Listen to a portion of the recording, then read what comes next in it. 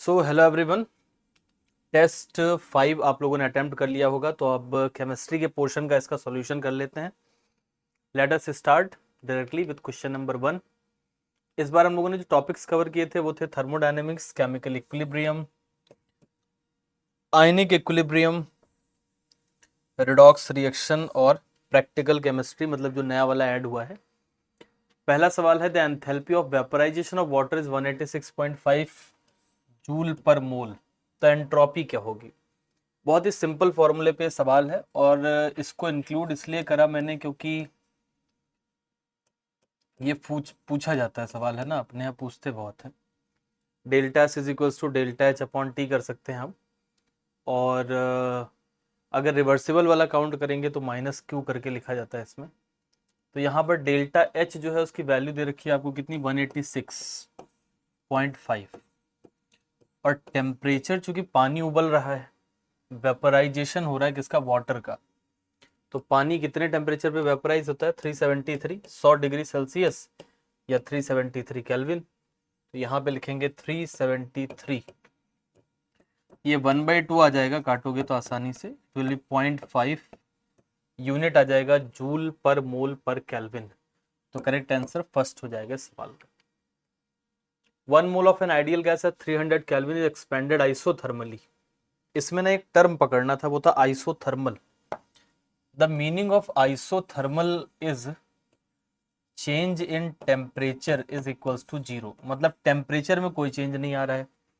और delta E जो होता है इसका फॉर्मूला होता है एनसीवी डेल्टा टी। किसी भी प्रोसेस में आप चल रहे हो तो एनसीवी डेल्टा टी। अब देखो डेल्टा टी 0 हो जाएगा तो डेल्टा ई भी क्या होगा, 0 हो जाएगा।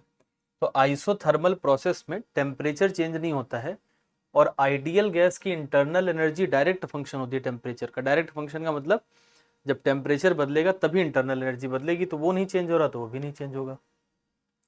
The enthalpy of formation of C2H4, CO2 and H2 are given like this.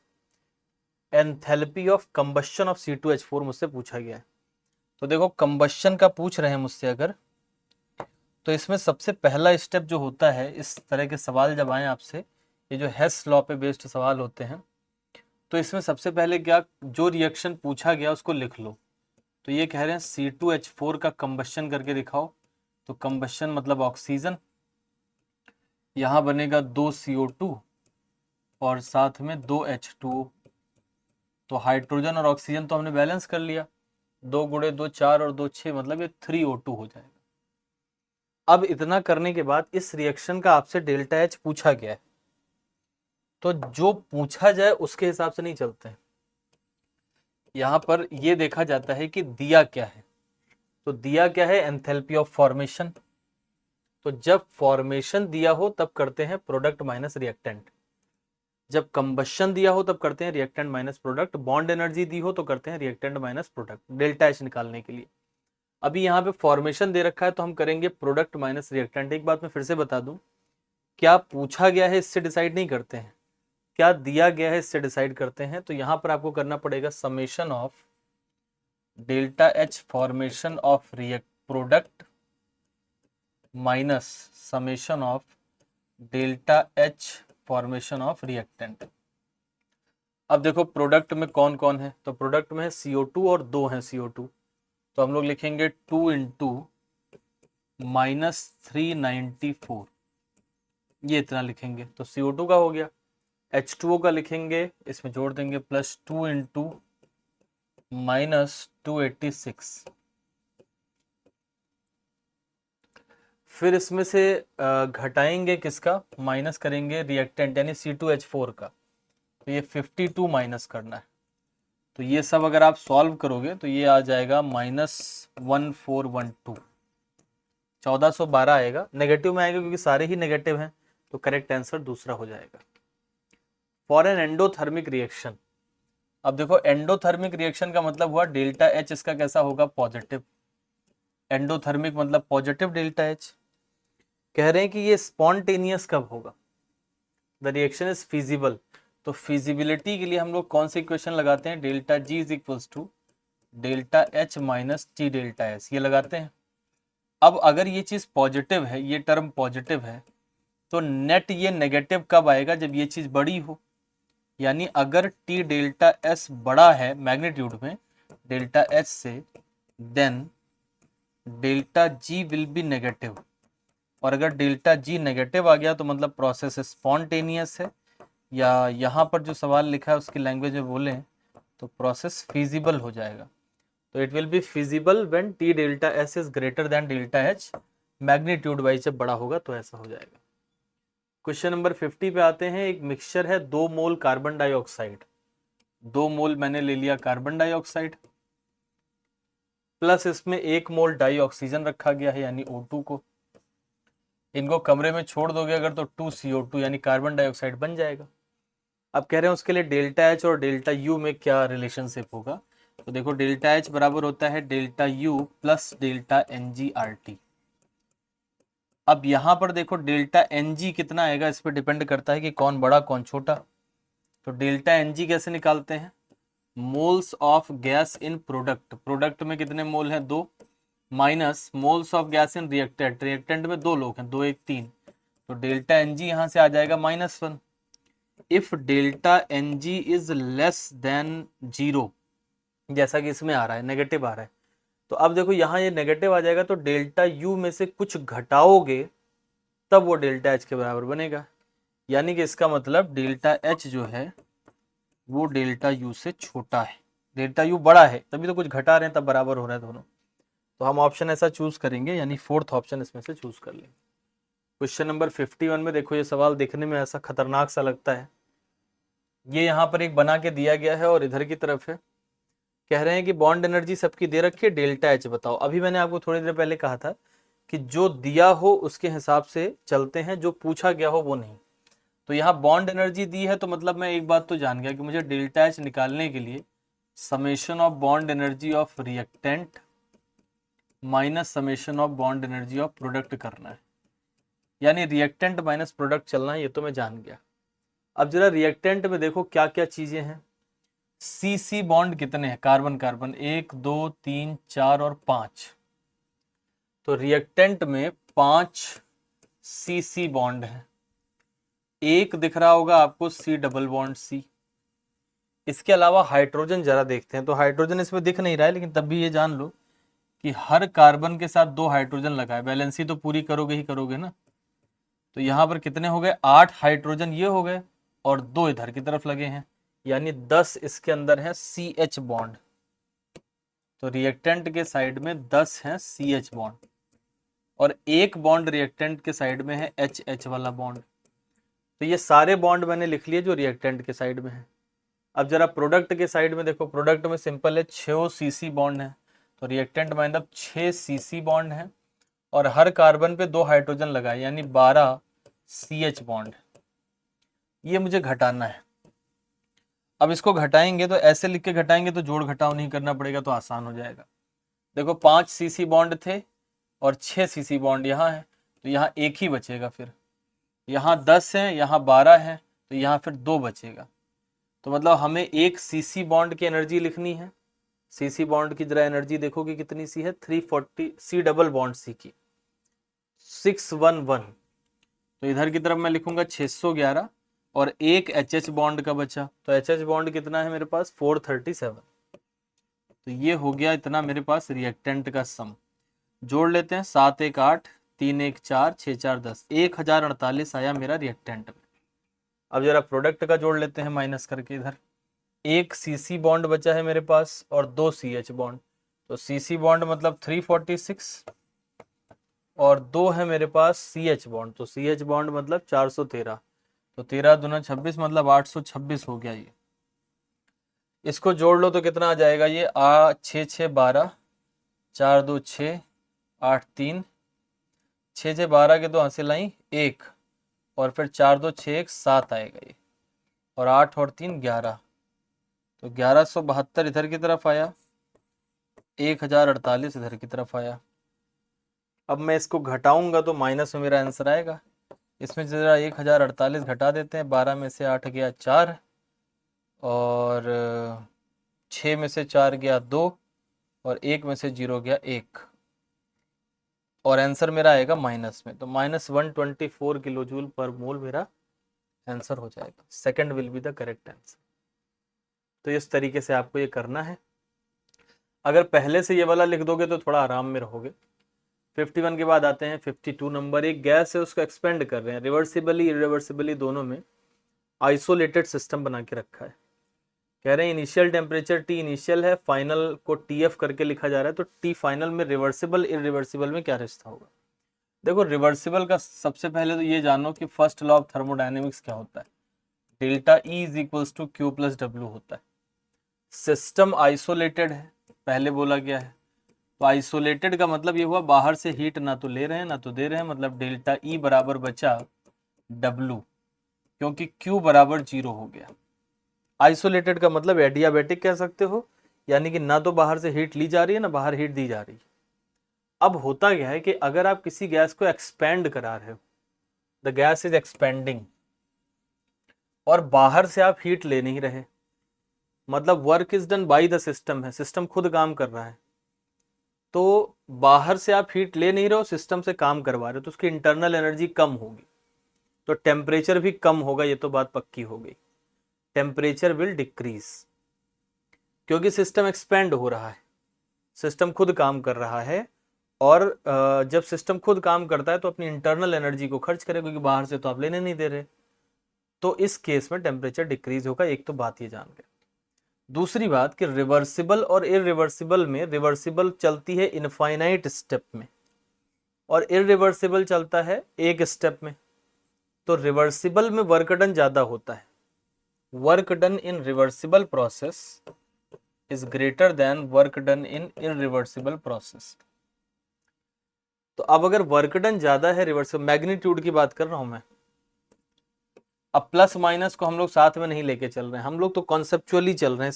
देखो इस क्वेश्चन को आप कॉन्सेप्चुअली सॉल्व कर सकते हैं, मैथमेटिकली सॉल्व कर सकते हैं, तो मैं कॉन्सेप्चुअली सॉल्व करने पे बिलीव कर रहा हूं। मैं तो ये कह रहा हूं कि भाई रिवर्सिबल में काम ज्यादा करना पड़ता है, मैग्नीट्यूड वाइज ज्यादा काम करना पड़ेगा।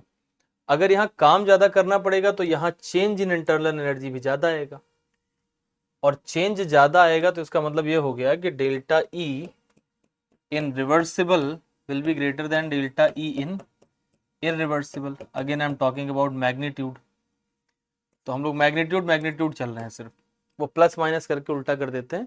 तो अगर यहाँ पे चेंज ज्यादा आ रहा है तो मतलब यहाँ कमी ज्यादा आ रही है, यानी टेम्परेचर किसका ज्यादा होगा, टेम्परेचर ऑफ इरिवर्सिबल ज्यादा होगा देन टेम्परेचर ऑफ रिवर्सिबल। अगर आप ऐसे नहीं समझ पाते तो आप ये समझ लो कि दो आदमी 100 रुपए लेके चले, इनके अंदर कमी ज्यादा आई है, तो इनका मान लो 100 से 80 कम हो गया, इनका 20 बचा, और इनके अंदर 40 की ही कमी आई, तो ये 60 रहेंगे। तो ज्यादा कौन रहेगा, ये ज्यादा रहेगा, क्योंकि इनके अंदर कमी ज्यादा आई। कॉन्सेप्चुअली आप सॉल्व कर सकते हैं, प्लस माइनस लेके भी चल सकते हैं। तो करेक्ट आंसर फोर्थ हो जाएगा, temperature final irreversible will be greater than temperature final reversible. कह रहे हैं इनमें से कौन कौन सा सही है, करेक्ट को निकालना। डेल्टा जी बराबर डेल एच टी डेल सा, फॉर्मूला ही है, सही है। इक्विलिब्रियम पे डेल्टा जी जीरो हो जाता है, तो ये गलत लिखा है। इक्विलिब्रियम के लिए delta G zero, for spontaneous process it is less than zero यानी नेगेटिव, नॉन स्पॉन्टेनियस के लिए greater than zero. At equilibrium delta G is equals to minus R T L N K, तो equilibrium पे delta G इसके बराबर नहीं होता है, डेल्टा जी नॉट इसके बराबर होता है। डेल्टा जी तो इक्विलिब्रियम पे जीरो हो जाता है, दोनों बहुत चरा सा फर्क है। देखो delta G is equals to zero at equilibrium,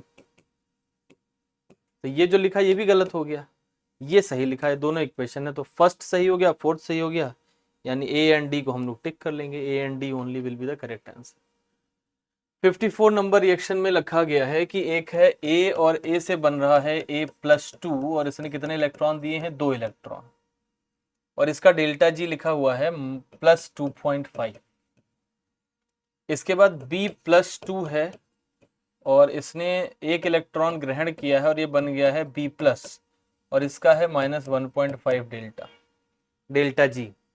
कह रहे हैं कि स्टैंडर्ड कंडीशन इसके लिए स्पॉन्टेनियस रिएक्शन बोल रहे हैं A+2B+2 गिव्स 2B+ और साथ में A+2, मतलब इस वाले रिएक्शन को 2 से गुणा करा गया है और फिर दोनों को जोड़ दिया गया है, तभी देखो 2 इलेक्ट्रॉन कैंसिल हो जाएंगे। तो अब इस रिएक्शन को अगर आप 2 से गुणा करोगे तो ये -3 बन जाएगा, दोनों को जोड़ोगे तो ये -0.5 आ जाएगा। और अगर किसी का डेल्टा जी नेगेटिव आ रहा है तो रिएक्शन स्पॉन्टेनियस होगा, माने पहली बात सही लिखी है, फर्स्ट इज करेक्ट। रीजन क्या है? For the spontaneous reaction at the standard condition the delta G must be lesser than 0। Standard condition पे डेल्टा, ये डेल्टा है, डेल्टा आर जी, मतलब ये 0 से कम होना चाहिए स्टैंडर्ड कंडीशन पे, यही इसका कारण भी है। तो both assertion and reason are true and reason is the correct explanation of assertion। ये ग्राफ छोटे छोटे आपको दिख रहे होंगे, इसमें मल्टीपल मैचेस थे। अच्छा सवाल है ये। तो सबसे पहले अगर प्रेशर और वॉल्यूम के बीच में, इसके लिए एक समीकरण आपको याद रखना पड़ेगा, पीवी बराबर एनआरटी। अब इसमें देखो इस ग्राफ में प्रेशर और वॉल्यूम का लिखा गया है कि सीधा रिश्ता बनाया गया है, pressure is directly proportional to volume type का रिलेशन। तो ऐसा तो इस समीकरण के हिसाब से हो नहीं सकता। अब इसमें क्या चीज है जो मैं मैच कर सकता हूं ए के साथ? यहां पर आप देखो, क्या यहां पे वॉल्यूम बढ़ रहा है? तो वॉल्यूम बढ़ रहा है, प्रेशर भी बढ़ रहा है, pressure is increasing and volume is also increasing. तो मैं इसके साथ कम से कम ये 4 तो ऐड कर ही सकता हूं कि pressure is increasing, so I can add 4 with this. A के साथ मैं 4 को लगा सकता हूं। दूसरे नंबर पे अगर आप देखो बी के साथ, तो बी में क्या है? टेम्परेचर बढ़ रहा है, temperature is increasing, pressure is constant. तो कहीं अगर टेम्परेचर इज इंक्रीजिंग लिखा है तो यहाँ पे फर्स्ट लगा देंगे। अभी मतलब पहले पहले एक एक करके चलते हैं।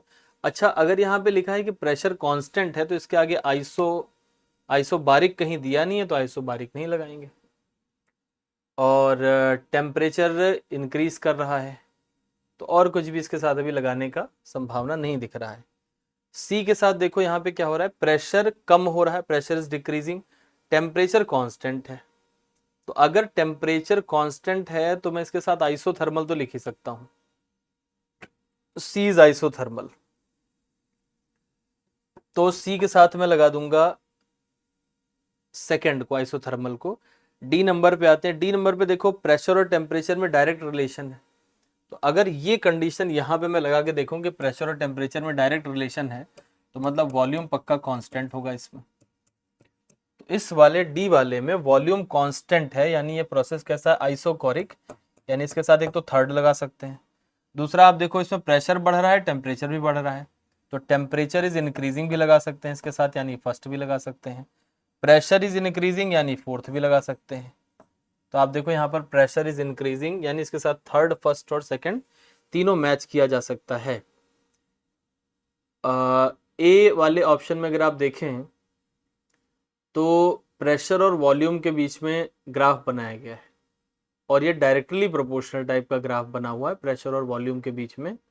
तो यहाँ पर अगर आप देखें तो टेम्परेचर इज कांस्टेंट तो नहीं बोल सकते, प्रेशर इज इंक्रीजिंग बोल सकते। तो मतलब इस तरीके का अगर आपको कहीं कोई मैच दिखता है तो आप मैच कर सकते हैं। डी के साथ मिलाना है फर्स्ट, थर्ड। तो अभी इसमें कोई ऐसा मैच मुझे दिख नहीं रहा है, तो मे बी ऑप्शंस में कुछ दाएं बाएं हो। बाय द वे ग्राफ का इंटरप्रिटेशन सिंपल है। यहाँ पर आप देखो प्रेशर बढ़ रहा है, इसमें कोई संदेह नहीं है कि प्रेशर बढ़ रहा है, तो मतलब मैं इसके साथ ये तो लगा सकता हूँ, फोर्थ तो पक्का लगा सकता हूँ। बी के साथ मैं फर्स्ट लगा सकता हूँ, टेम्परेचर बढ़ रहा है, क्योंकि टेम्परेचर दिख रहा है बढ़ रहा है, एक्स एक्सिस पे है। यहाँ पे सेकंड लगा सकते हैं क्योंकि यहाँ पर टेम्परेचर कांस्टेंट है, तो इसको आइसोथर्मल बोल सकते हैं। और इसके साथ ये सारे लगा सकते हैं, तो ये इतना तो कम से कम इसमें मैच कर ही सकते हैं। विच of the following example does not represent disproportionation? यहाँ मैग्नीज देखो कितने पे है? +4 पे, +4 से +2 में गया है, तो रिडक्शन हो रहा है मैग्नीज का। और क्लोरीन को अगर आप देखें तो क्लोरीन यहाँ पे कितने पे है? -1 पे, और यहाँ भी -1 पे है, और यहाँ 0 पे है। तो क्लोरीन का क्या हुआ है? ऑक्सीडेशन हुआ है। ऑक्सीजन का सेम ही है, तो इसमें कहीं भी डिसप्रपोर्शनेशन नहीं दिख रहा है। What is disproportionation? When same species is oxidise as well as reduce.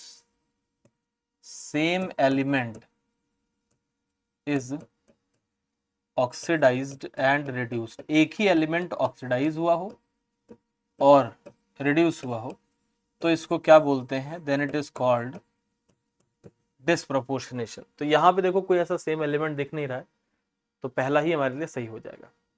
What will be the value of x, y and z in the following? तो ये रिएक्शन जरा यहाँ लिखते हैं, H2C2O4 साथ में H2O2, इससे बन रहा है CO2 और साथ में H2O। देखो किसी भी रिडॉक्स रिएक्शन को बैलेंस करने के स्टेप्स होते हैं। पहला स्टेप होता है atom other than oxygen and hydrogen को बैलेंस करो। यहाँ कार्बन 2 है, यहाँ भी 2 हो जाएगा, तो other than oxygen and hydrogen balance हो गया। उसके बाद होता है कि टोटल लॉस और गेन को बराबर करो। तो यहाँ कार्बन का ऑक्सीडेशन नंबर निकालो, 4 गुणे 2 8, 8 में से 2 गया 6 और +3, तो यहाँ +3 पे है, यहाँ +4 पे है।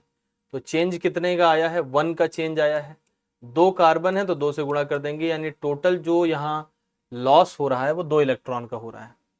ये एक परऑक्साइड है तो इसमें ऑक्सीजन -1 पे है, यहाँ -2 पे है, तो यहाँ गेन हो रहा है कितने का, 1 का, लेकिन 2 ऑक्सीजन है तो 1 × 2 = 2, यानी लॉस और गेन ऑलरेडी बराबर है। तो अब अगर लॉस गेन बराबर है तो मतलब क्रॉस मल्टीप्लाई करने वाला स्टेप तो चला गया। अब ऑक्सीजन हाइड्रोजन को बैलेंस कर लेते हैं सिंपली। तो ऑक्सीजन देखो यहाँ पर कितना है, 4, यहाँ पे 2 यानी 6 है, और यहाँ पे 2 गुणे 2 4 हो गया, यहाँ कुछ नहीं तो यहाँ 2 लगाना पड़ेगा, 6 हो गया ऑक्सीजन बैलेंस। हाइड्रोजन को चेक कर लेते हैं, 2 और 2 4, 2 और 2 4, यानी सब बैलेंस हो गया है। तो 1 2 2 करेक्ट आंसर हो जाएगा। XYZ लाइन से ही लिखा है XYZ, तो 1 2 2 करेक्ट आंसर हो जाएगा। 58 नंबर पर आते हैं। यहाँ पर ये IO3 होना चाहिए था, O3 माइनस कुछ नहीं होता है, तो I2 लिखा हुआ है। ये जो I2 लिखा है इसे आप आयोडीन प्लस आयोडीन लिख लें, क्योंकि डिस्प्रपोर्शनेशन है, तो आयोडीन प्लस आयोडीन लिख लो। इससे बन रहा है IO3 माइनस और साथ में बन रहा है I-। ऐसे लिखोगे I + I तो थोड़ा सा आराम रहेगा, बाद में बैलेंस कर लेंगे हम लोग इस बात को। अब चेंज इन ऑक्सीडेशन नंबर देखते हैं। यहाँ पर ये +5 पे है, यहाँ पे आप देखो ये -1 पे है, यहाँ भी 0, यहाँ भी 0, क्योंकि I2 ही था तो दोनों में 0 मान के चलते हैं। यहाँ पे चेंज आया 5 का और यहाँ पे चेंज आया है कितने का, 1 का। तो एक तरफ देखो 5 का चेंज है, एक तरफ 1 का चेंज है, तो क्रॉस मल्टीप्लाई कर लो।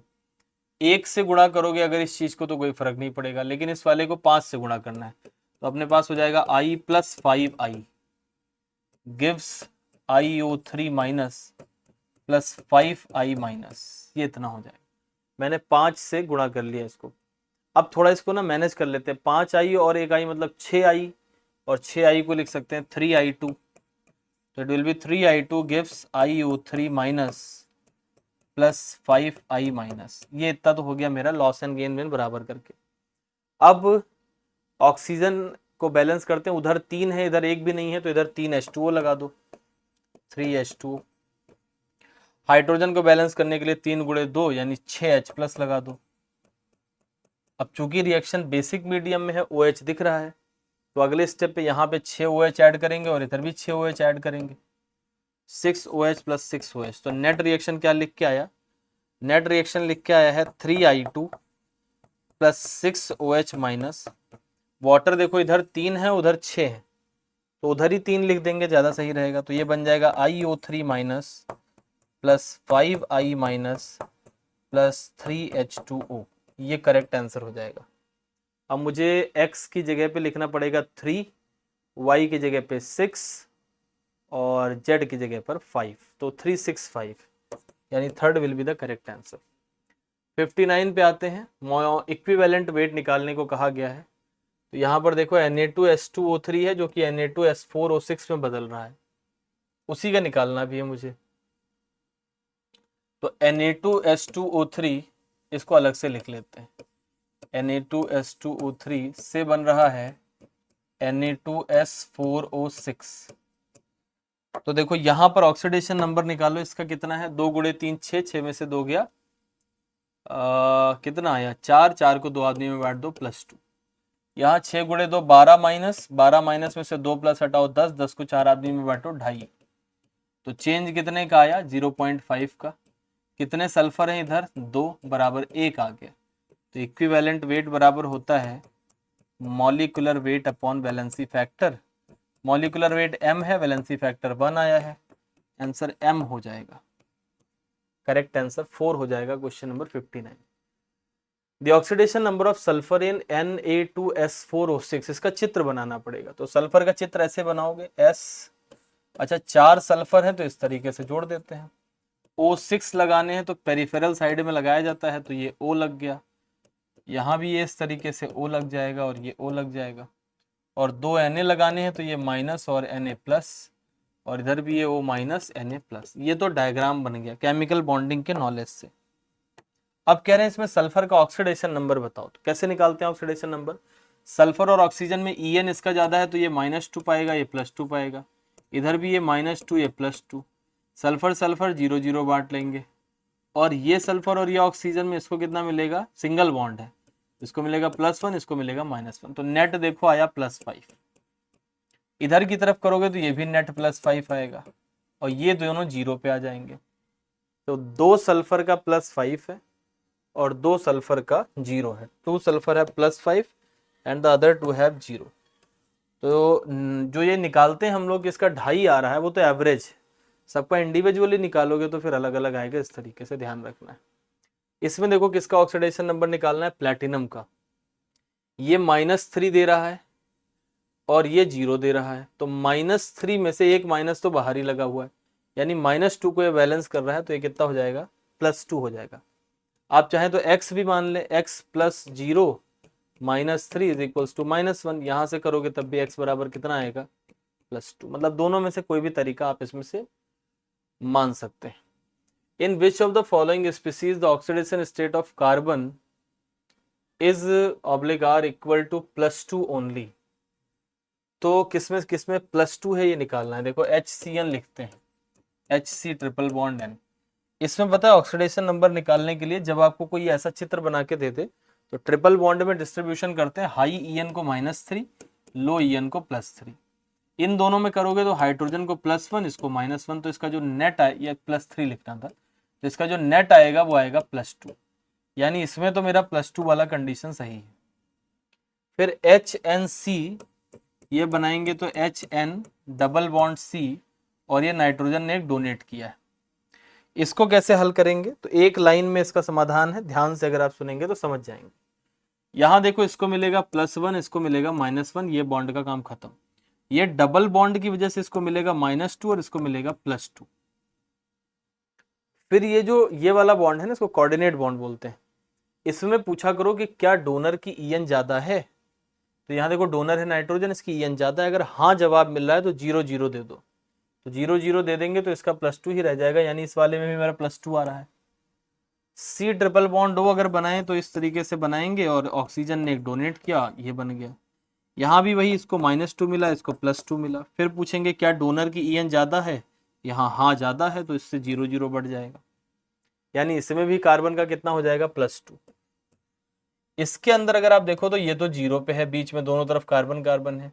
ये जो है ये +2 में है, ये भी +2 में है, और ये -2 में, और ये -2 में।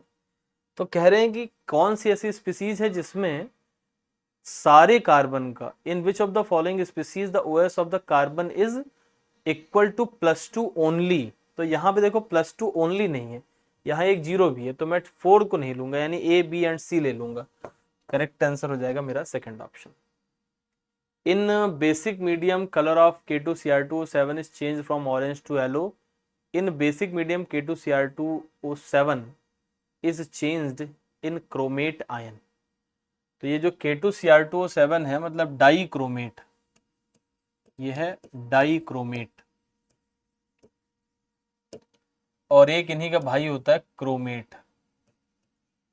तो डाई क्रोमेट और क्रोमेट में there is no change in oxidation number, oxidation number में कोई भी चेंज नहीं आता है। लेकिन पीएच बदलने से ये दोनों एक दूसरे में बदल जाते हैं, और उससे क्या होता है? कलर चेंज हो जाता है। तो ये जो डाइक्रोमेट है, अगर आप एनसीईआरटी में पढ़ेंगे तो डाइक्रोमेट एकदम बढ़िया सा सुंदर सा बनाया गया, और वहां पे कलर भी जो डाइक्रोमेट का है ना, वो ऑरेंज कलर का ही बनाया गया। तो ये ऑरेंज कलर का रहता है, और अगर आप इसको बेसिक मीडियम में डालते हो, यानी ये रिएक्शन भी वहीं पर लिखा है, एनसीईआरटी में जाके देखना, और ये येलो कलर का ही बनाया गया है। तो अगर आप एनसीईआरटी में देखेंगे तो कलर कोड भी फॉलो करे गए हैं। तो लिखा है इन बेसिक मीडियम कलर चेंज हो जाता है फ्रॉम ऑरेंज टू येलो, सही बात लिखी है। और ये जो क्रोमेट में परिवर्तित हो जाता है, ये भी सही बात लिखी है। दोनों में ही +6 में है, इसलिए ऑक्सीडेशन नंबर इसमें चेंज नहीं होता है। स्टेटमेंट 1 भी सत्य है और स्टेटमेंट 2 भी सत्य है। तो तीसरा टिक करूंगा मैं इसमें से। I2 पे यहां पर देखो ऑक्सीडेशन नंबर 0 है, जीरो से बन गया कितना, 2 गुणे 3 6 में से 1 गया 5 प्लस 5, ये बन गया -1। जीरो से कम भी हुआ और ज्यादा भी हुआ, तो मतलब ये एक डिस्प्रोपोर्शनेशन रिएक्शन है, सही बात लिखी। डिस्प्रोपोर्शनेशन का मतलब एक ही एलिमेंट का ऑक्सीडेशन नंबर कम भी हो ज्यादा भी हो, अर्थात वो ऑक्सीडाइज भी हो रिड्यूस भी हो।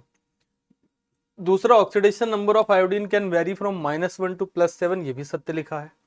-1 से लेकर +7 तक आयोडीन का वेरी कर सकता है, -1 और उसके बाद फिर +1 +3 +5 +7 सब में मिलता है। तो करेक्ट आंसर हो जाएगा statement 1 and true, both are true. इसमें मैच करना है, जरा ऑक्सीडेशन नंबर निकालो। तो 5 गुणे 2 10, और 10 को 2 आदमी में बांटोगे तो यहाँ पर ये +5 में है नाइट्रोजन। Na में अगर ये N3 का पूछ रहे हैं तो ये नाइट्रोजन का आप यहाँ, अच्छा सब में नाइट्रोजन का पूछा गया है, तो देखो Na पर तो पक्का है कि +1 होगा। अगर इस पे +1 है तो ये N3 पे पूरा मिला के -1 होगा। 3 नाइट्रोजन पे -1 है, तो आप ऐसे लिखोगे 3x बराबर -1, तो x बराबर कितना आ जाएगा -1/3, यानी इसको तो मैं मैच करूंगा -1/3 वाले से, इसको मैच करूंगा +5 से। अब NO में ये -2 में है तो ये +2 में होगा, तो C वाले को मैं मैच करूंगा +2 से, यानी इससे मैच कर दूंगा। और इसके अंदर ये +4 में है तो ये माइनस में होगा और -2 में होगा, तो D को मैं मैच कर दूंगा फर्स्ट से। तो A के साथ सेकंड, B के साथ थर्ड, C के साथ 4, यानी करेक्ट आंसर पहला हो जाएगा। विच of the following reaction Kp और Kc इक्वल हैं? कब इक्वल होते हैं Kp और Kc? When Kp is equals to Kc। तो ये हमें देखने को कब मिलता है Kp बराबर Kc? ये तब देखने को मिलता है when delta Ng is equals to 0। एक रिलेशन होता है Kp is equals to Kc RT delta Ng, ये रिलेशन है। अब ये चीज 0 हो जाएगी तो ये दोनों आपस में बराबर हो जाएंगे।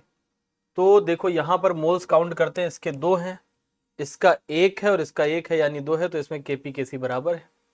यहाँ पर गिनोगे तो इसका 1 मोल, इसका 1 मोल, तो 2 मोल तो इसके हो गए और इधर 1 ही है, यानी बराबर नहीं है। यहाँ पर 3 और 1 4 और यहाँ 2 बराबर नहीं है, यहाँ 2 और इधर की तरफ अलग, तो बराबर नहीं, मतलब बराबर सिर्फ इसी में आ रहा है, N2 + O2 gives 2NO।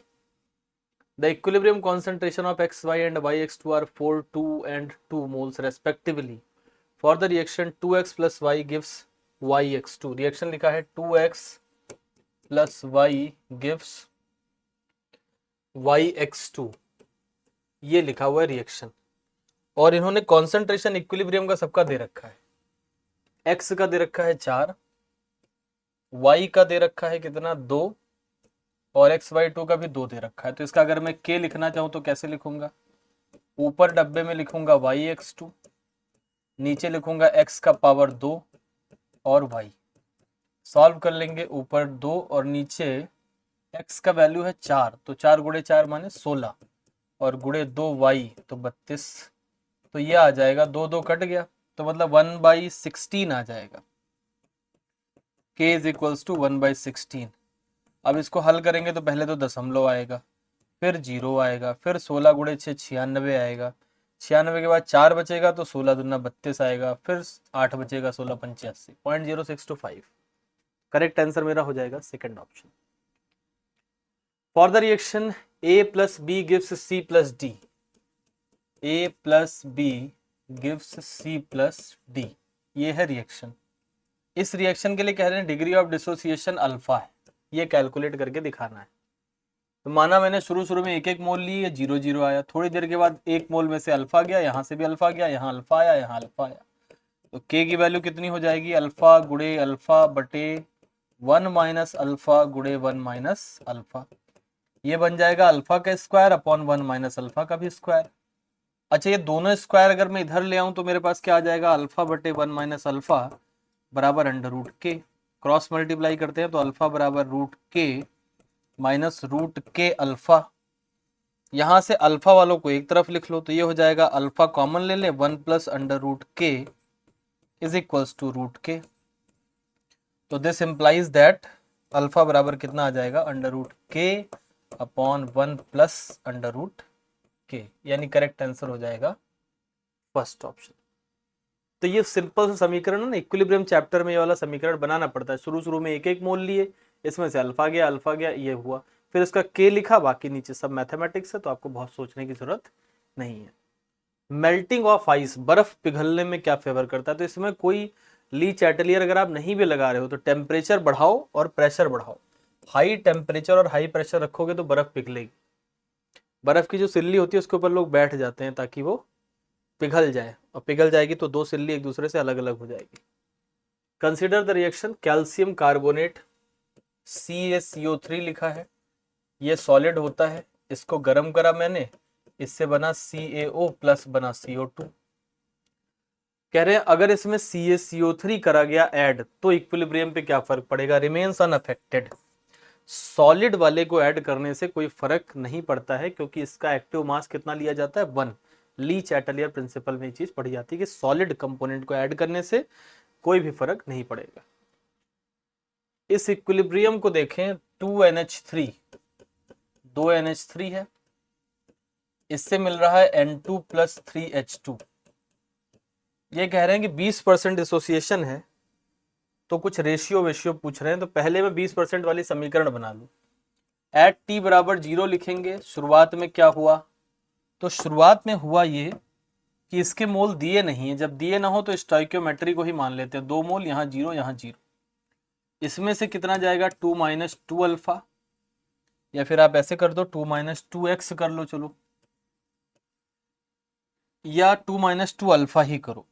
Degree of dissociation अगर दिया है तो यहाँ 2 माइनस 2 अल्फा होगा, ये अल्फा बनेगा, और यहाँ पे बनेगा 3 अल्फा। अब मैंने अल्फा क्यों लिखा इसको आप समझ लें। अल्फा क्या होता है? Degree of dissociation. तो alpha is degree of dissociation, ये होता है एक मोल से जितना टूटे, एक मोल से जितना टूटे उसे अल्फा कहते हैं। तो 2 मोल से टूटेगा 2 अल्फा, 3 मोल से टूटेगा 3 अल्फा, और रिएक्टेंट साइड में रखा जाता है। अब यहाँ पे अगर ये 2 अल्फा गिरा है तो यहाँ पे अल्फा और 3 अल्फा आएगा एज पर द स्टोइकियोमेट्री। अब देखो इन्होंने सवाल में आपसे क्या पूछा है, इन्होंने पूछा है ratio of total mole. Total mole जरा निकाल लो, कितना हो जाएगा? Total mole is equals to 2 minus 2 alpha plus 3 alpha, कितना आ जाएगा? 2 प्लस 2 अल्फा आ जाएगा। देखो 3 और 1 4, 4 में से 2 गया 2, तो 2 plus 2 alpha divided by moles of ammonia. तो अमोनिया के मोल कितने हैं? 2 माइनस 2 अल्फा। अब वैल्यू पुट करनी है। अल्फा की वैल्यू इन्होंने दे रखी 20%, तो 20% नहीं लिखेंगे, अल्फा बराबर लिखा जाएगा 20/100। परसेंट में अल्फा नहीं लिखा जाता है, 0.2 लिखा जाएगा। तो यहाँ पर 2 प्लस 2.2 मतलब 2.4 डिवाइडेड बाई 2 माइनस, तो ये आ जाएगा 1.6। इसको सॉल्व करोगे तो 8 गुणे 3 24, 8 गुणे 2 16, पहला आंसर सही हो जाएगा 3/2। अल्फा को कभी भी परसेंट में ना लिखना, अल्फा को लिखना है अगर आपको, तो अगर वो अल्फा परसेंट में दिया है तो 100 से कम कर दें। एक बात और जाने, अल्फा की वैल्यू लेस देन 1 होती है, मैक्सिमम 1 होती है, क्योंकि अल्फा है क्या? एक मोल से जितना टूटे। अब अगर आप कह रहे हो 1 मोल से 20 मोल टूट गया तो गलत बोल रहे हो ना, 1 मोल से मैक्सिमम 1 मोल टूट सकता है। विच of the following will not affect the value of equilibrium constant of a reaction? Change in concentration of reactant, ये तो अफेक्ट करेगा। टेम्परेचर अफेक्ट करेगा? नहीं नहीं, इक्विलिब्रियम कांस्टेंट की बात चल रही है, ये सब तो इक्विलिब्रियम को अफेक्ट करेंगे। इक्विलिब्रियम कांस्टेंट के विषय में एक बात याद रखें, इक्विलिब्रियम कांस्टेंट जो होता है वो k है। It is affected by only 2 things, one is temperature, इससे अफेक्ट होता है, और दूसरा ये अफेक्ट होता है स्टोइकियोमेट्री। 2 से गुणा कर दो, पिछले टेस्ट में एक सवाल था इस तरीके का, 2 से गुणा कर दो, 4 से गुणा कर दो, 5 से गुणा कर दो, तो इस तरीके से आ जाएगा। तो यहाँ पर देखो इससे भी अफेक्ट नहीं होगा, इससे भी नहीं होगा, इससे भी नहीं होगा, सिर्फ टेम्परेचर से होगा। The correct answer should be change in temperature. हो गया अपना कौन सा? दूसरा वाला। और कोई इसमें ऐड कर सकते हैं, क्या है? अच्छा, नॉट अफेक्टेड पूछा है। नॉट अफेक्टेड मतलब इससे नहीं होगा, इससे नहीं होगा, इससे नहीं, सिर्फ टेम्परेचर से अफेक्ट होगा। तो मेरा आंसर हो जाएगा A, C and D only, यानी करेक्ट आंसर हो जाएगा 4th। देखो टेम्परेचर से अफेक्ट होता है और स्टोइकियोमेट्री से होता है, बाकी किसी चीज से अफेक्ट नहीं होता है। एसर्शन लिखा है solubility of a gas in liquid increases with increase pressure of the gas in equilibrium with solution. सही बात है, प्रेशर इज इक्वल टू के एच इंटू एक्स होता है, तो जितना प्रेशर बढ़ाओगे उतना सॉल्युबिलिटी बढ़ेगी। ये पहला नियम हो गया। हाई प्रेशर पे गैसेस ज्यादा सॉल्युबल होती है, तो solubility of a gas in liquid increases with increase in pressure of the gas in equilibrium with solution. सही लिखा है। The dissolution of a gas in liquid is an exothermic process. अच्छा, अगर ये एक्सोथर्मिक प्रोसेस है तो इसको temperature बढ़ाना पसंद ना आता। तो आप जानते हैं कि टेम्परेचर कम करो तो सॉल्युबिलिटी बढ़ती है, सॉल्युबिलिटी इंक्रीजेस। टेम्परेचर कम करने से सॉल्युबिलिटी बढ़ती है। लो टेम्परेचर पे गैस की सॉल्युबिलिटी ज्यादा होती है। तो जिसको कम टेम्परेचर पसंद आ रहा है वो कौन है? देखो, एंडोथर्मिक जो होगा उसको तो हाई टेम्परेचर पसंद आता है, एंडो को हीट पसंद होती है। एक्सो जो होगा उसको लो टेम्परेचर पसंद होगा। तो एक्सोथर्मिक जब आप लो टेम्परेचर दोगे तो फॉरवर्ड साइड में जाएगा, यानी कि dissolution of a gas in a liquid is an exothermic process. ये बात भी सही लिखी है, लेकिन ये दोनों इसका रीजन नहीं है। तो both assertion reason are true but reason is not the correct explanation. ये सही हो जाएगा इसमें। ये इस चीज का एक्सप्लेनेशन तो नहीं कर रहा है। एक्सोथर्मिक होने से प्रेशर पे डिपेंडेंस को आप नहीं बता सकते हो। तो dissolution of a gas in liquid is an exothermic process is correct. Exo है इसीलिए उसे हीट पसंद नहीं है, तो इस वजह से हाई टेम्परेचर पे वो बैकवर्ड जाता है, लो टेम्परेचर पे फॉरवर्ड जाता है। क्वेश्चन नंबर 74 पे आते हैं। रिएक्शन कोएफिशिएंट जो होता है वो कब के इक्विलिब्रियम के बराबर होता है? जब इक्विलिब्रियम आ जाता है। सही बात है। रिएक्शन कोएफिशिएंट का मतलब जैसे कोई रिएक्शन चल रहा है, A plus B gives C plus D, ये है कोई रिएक्शन।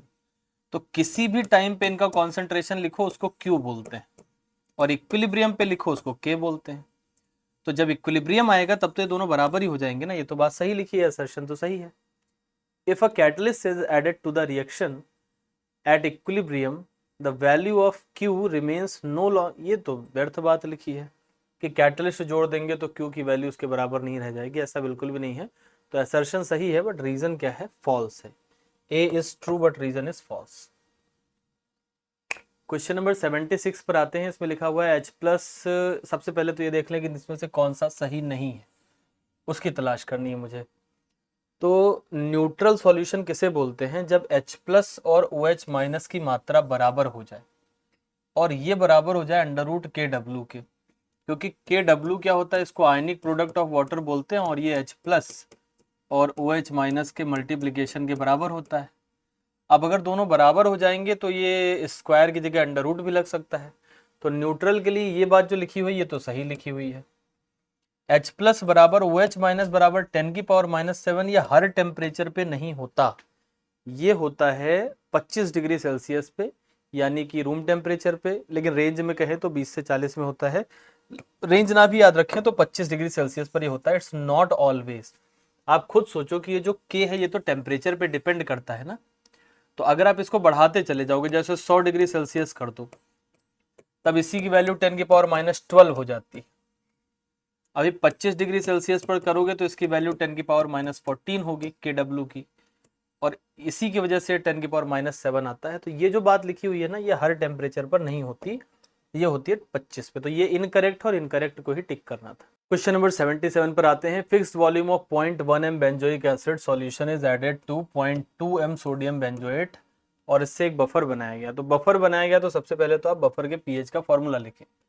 पीएच बराबर क्या होता है बफर के लिए? pKa plus log salt upon acid. PH कितना दे रखा है? 4.5। पीके दिया है 4.2, प्लस लिखेंगे यहाँ पर लॉग सॉल्ट अपॉन एसिड। इसको इधर की तरफ लेके आओ, ये बन जाएगा 0.3 is equals to log salt upon acid.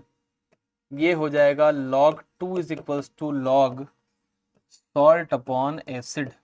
Concentration ही चल रहा है, तो यहां से 2 बराबर आ जाएगा सॉल्ट अपॉन एसिड।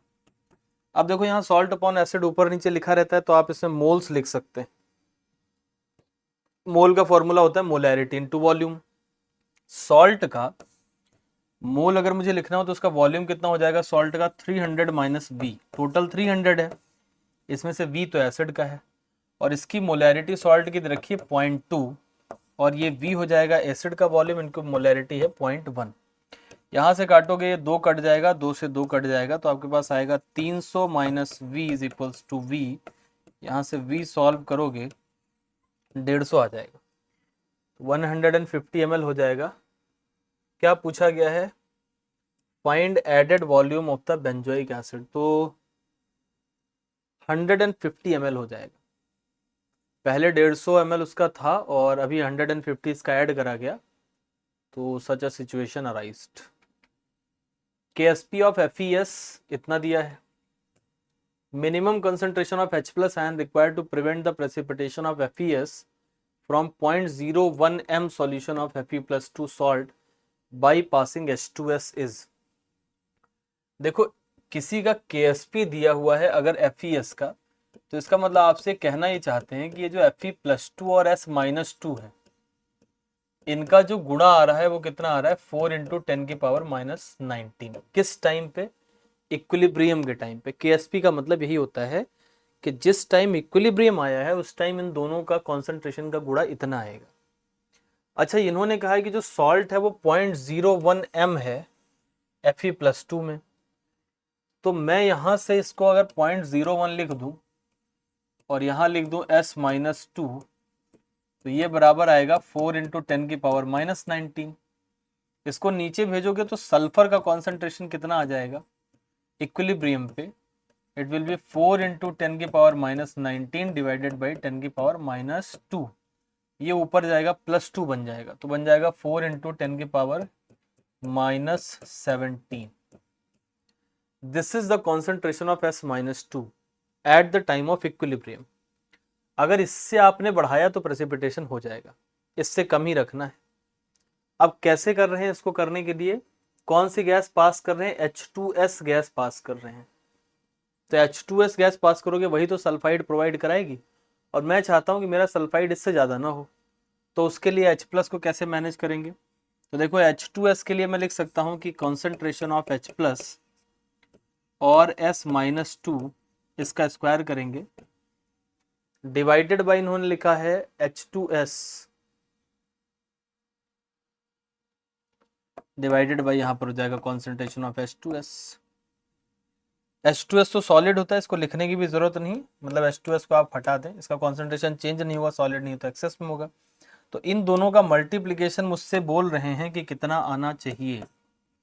तो यहाँ पर इन दोनों का जो मल्टीप्लिकेशन दिया है, ये देखो 0.1 से इसको मल्टीप्लाई कर लो, तो इंटू 10⁻⁻² आ जाएगा, ये 10⁻22।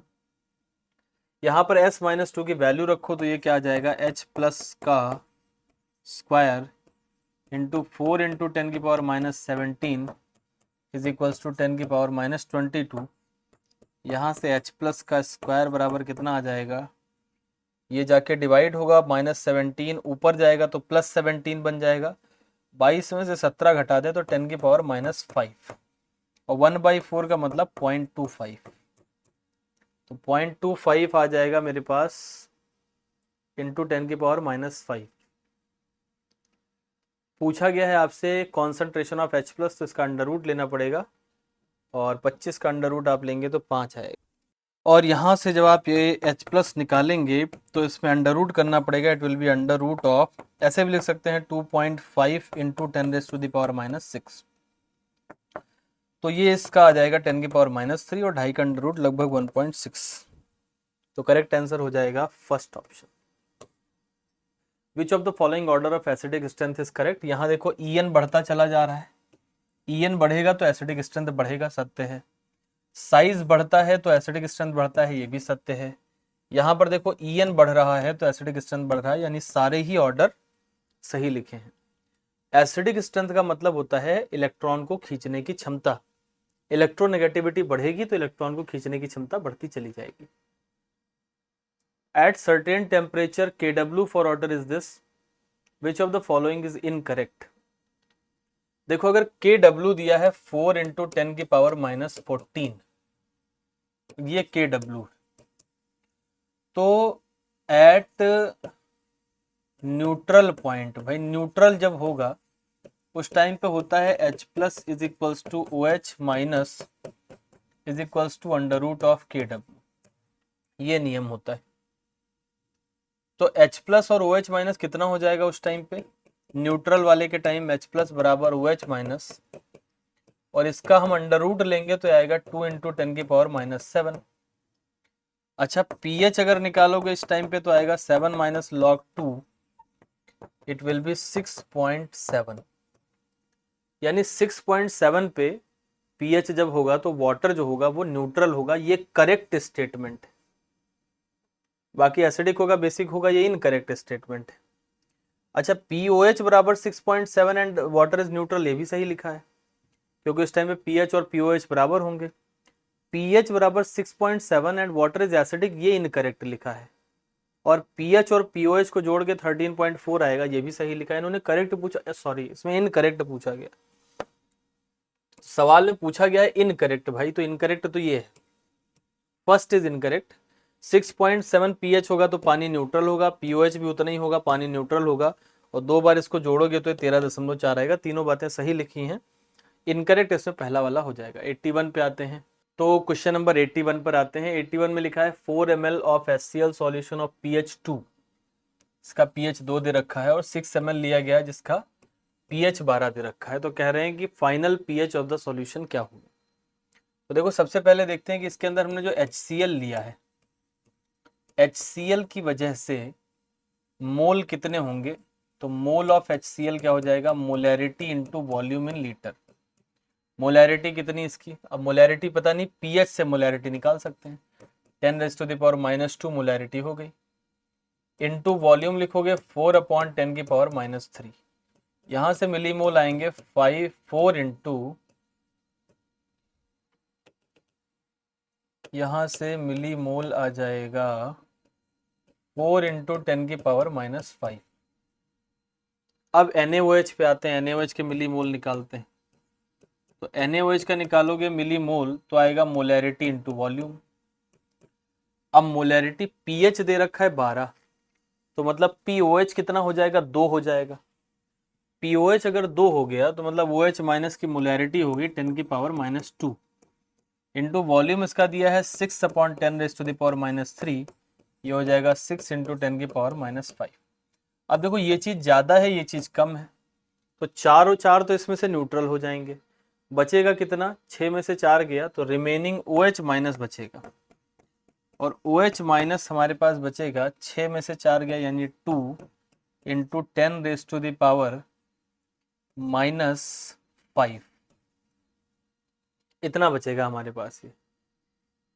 और इतने के साथ साथ इसका फाइनल वॉल्यूम, ये तो हमारे पास मोल बचे। अब मोल के बाद अगर मोलैरिटी निकालनी है तो वॉल्यूम कितना है 10 ml, तो 10 इंटू 10⁻⁻3। अब यहाँ से देखोगे तो 10⁻⁻3 मतलब ये -2 हो गया, और ये भी 10 ऊपर जाएगा तो अपने पास बचेगा 2 इंटू 10⁻⁻3, ये आ गया OH माइनस। POH निकालेंगे तो कितना आएगा, POH is equals to 3 minus log 2, तो ये आ जाएगा 2.7। अगर ये 2.7 आया तो pH कितना आ जाएगा, 14 माइनस 2.7, 14 में से 2 गया 12, 12 में से 0.7 और घटाओ, आंसर आ जाएगा 11.3। क्वेश्चन नंबर 82 पर आते हैं। 25 डिग्री सेल्सियस पे pH बताना है 10⁻⁻8 m HCl। अब देखो अगर 10⁻⁻8 m HCl है तो आपको सीधे 8 pH नहीं बोलना है, 10⁻⁻7 m H प्लस, ये तो मिल रहा होगा फ्रॉम वाटर, H2O से मिलेगा।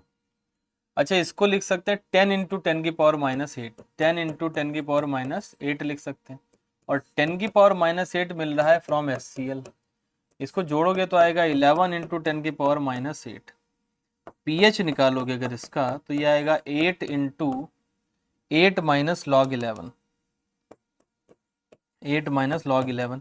अब log 11 जो होगा वो 1 से तो ज़्यादा ही होगा, तो 7 से pH कम आ जाएगा, तो इसकी जो रेंज होगी वो कहाँ से कहाँ तक होगी, 6 से 7 के बीच में होगी, एंड वेरी क्लोज टू 7 होगा, वेरी क्लोज टू 7।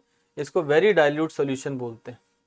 तो जब सॉल्यूशन बहुत डाइल्यूट हो तो we have to consider the contribution of H plus from water also. 82 के बाद आते हैं 83 पर। The pH of 0.1 m solution of following salt. pH बोला है सॉल्ट का निकालने को, तो देखो एक एक करके सोचते हैं।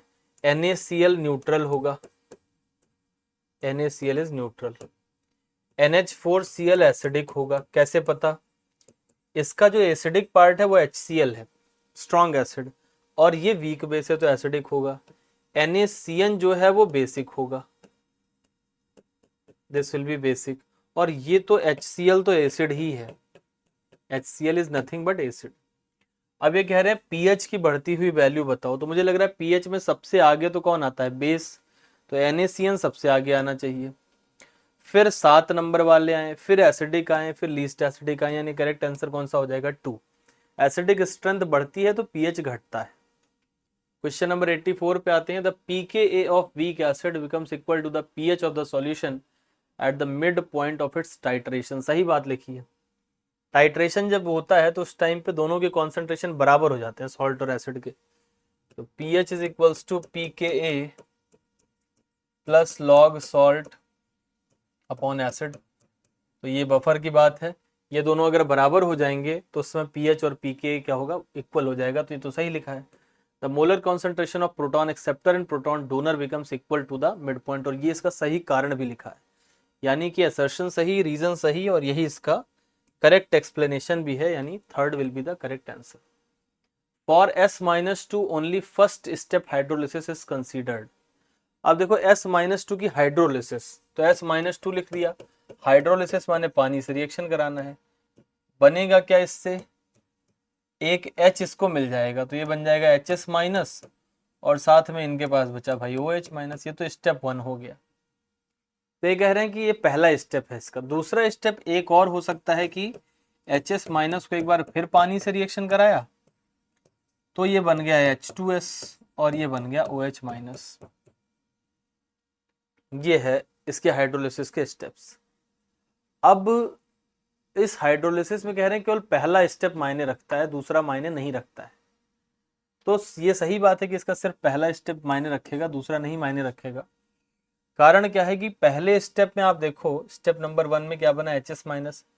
दूसरे स्टेप में आप अगर करोगे तो ये दोनों तो कैंसिल ही कर जाएंगे, जो बीच का इंटरमीडिएट है वो कैंसिल कर जाएगा। तो फर्स्ट स्टेप जो है वो ज्यादा इंपॉर्टेंस रखेगा, सेकंड स्टेप इंपॉर्टेंस नहीं रखेगा।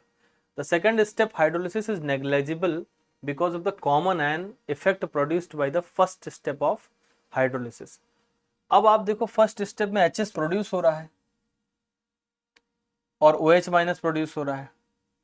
तो ये जो फर्स्ट स्टेप है, सेकंड स्टेप में जब HS- की यहाँ पर देखो सेम आयंस प्रोड्यूस हो रहे हैं, OH- भी प्रोड्यूस हो रहा है। तो जब ये OH- प्रोड्यूस होगा तो इसकी वजह से क्या होगा? जो सेकंड स्टेप है उसमें कॉमन आयन इफेक्ट लग जाएगा। कॉमन आयन इफेक्ट क्या कहते हैं कि अगर एक ही तरह के आयन आ जाए तो हाइड्रोलिसिस को सप्रेस करते हैं, तो सेकंड को सप्रेस करेंगे। बात भी सही है और इसका एक्सप्लेनेशन भी है। तो third will be the correct answer, A and R true, correct explanation. Chromyl chloride किसके टेस्ट के लिए होता है? Cl- के टेस्ट के लिए होता है, और किसी के लिए नहीं होता। क्रोमाइल क्लोराइड टेस्ट इसी को बोलते हैं। वॉयलेट कलर की वेपर्स आयोडीन की निकलती हैं, तो आयोडाइड सही आंसर हो जाएगा। इसमें याद रखना है AgCl जब अमोनिया के साथ रिएक्ट करता है तो ये कॉम्प्लेक्स बनाता है AgNH3 होल ट्वाइस और Cl। सिंपल सिंपल स्टेप्स है, याद करना है, कुछ भी दिमाग नहीं लगाना है। Group reagent for fifth group radical, तो फिफ्थ ग्रुप रेडिकल के लिए ग्रुप रिएजेंट कौन होता है? इसमें से अमोनियम कार्बोनेट, लास्ट में कार्बोनेट से जांच करी जाती है।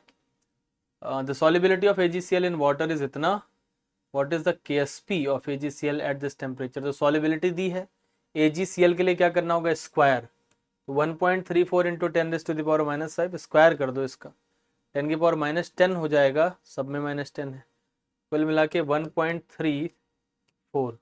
तो 13 का 1.69 होता है। चलो मल्टीप्लाई ही कर लेते हैं। मुझे लग रहा है 4 × 4 16, 6 12। I think second will be correct. Approximately अगर चलें तो 13 का स्क्वायर होता है 169, तो 169 के हिसाब से 170 हो ही गया, तो 180 यही वाला सही हो जाएगा। सेकंड हमने फॉर्मूला जो लगाया वो लगाया KSP बराबर S square, KSP is equals to S square is the formula. Simple सा सवाल था। तो ये आपका पेपर था, टेस्ट नंबर 5। टेस्ट नंबर 6 जो होगा वो, सॉरी टेस्ट नंबर 4 है ये, टेस्ट 4, इट इज टेस्ट 5। तो ये टेस्ट 5 है। अगले टेस्ट के सॉल्यूशन में फिर मिलते हैं आपसे, तब तक पढ़ाई करते रहें। और अगला टेस्ट जो होगा वो आई थिंक फिर फुल सिलेबस होगा, तो फुल सिलेबस टेस्ट है, उसका फिर डिटेल एक्सप्लेनेशन लेकर मैं दोबारा से आऊँगा। तब तक के लिए पढ़ाई करते रहें। All the best.